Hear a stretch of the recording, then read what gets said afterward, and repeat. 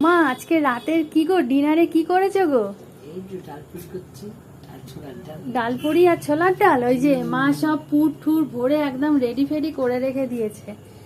আর ওইখানে ওই যে বাটিতে ছোলার ডাল করে রেখেছে। ডাল পুরি আর ছোলার ডাল আজকে আমাদের রাতের মেনু। শনিবার দিন নিরামিষ খাই, মা নিরামিষ খায় বলেই আমরা সবাই নিরামিষ খাই।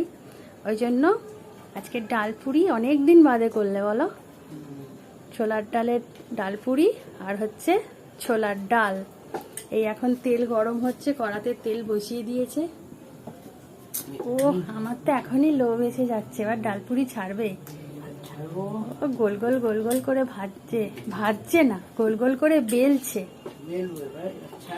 হ্যাঁ এবার ছাড়ো। ও তেলটা গরম হলে তবে তো ছাড়বে, এখনো তো তেল ঠিক মতন গরমই হয়নি।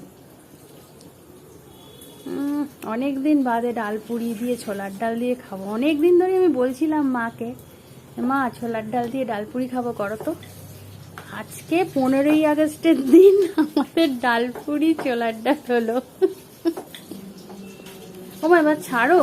হ্যাঁ ছাড়ছি, তেল গরম না হলে ছাড়া যাবে? কাঁচা কাঁচা ও তেলে কাঁচা কাঁচা তো আবার হবে। কাঁচা কাঁচা তেলে হয়। হ্যাঁ কাঁচা কাঁচা তেলে হয় না।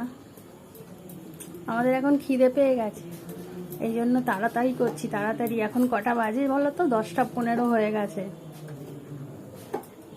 হয়নি গরম এখনো, একটা অন্তত ছাড়ো দেখি কিরকম টপা টপা হয়। একটা ছাড়ো, একটা ছাড়ো। হয়ে গেছে তোমার তেল গরম, এই তো হয়েছে তেল গরম। একদম ডুবো তেলে ভাজতে হয়, তাহলে ডাল পুরিগুলো একদম টপা টপা ফোলা ফোলা হবে। এই যে ভালোই ফুটছে, একটু তেল ভালোই গরম হয়েছে। বলে যে তেল গরম হয়নি, একটু ভালোই তেল গরম হয়ে গেছে। আজকে একদম জমিয়ে জমিয়ে খাবো, জমিয়ে খাবো। অনেকদিন বাদে এটা হলো। একটু হয়ে গেছে তেল গরম। আচ্ছা তেলটা ভালো করে গরম না হলেও ডাল পুরিগুলো ফুলবে না।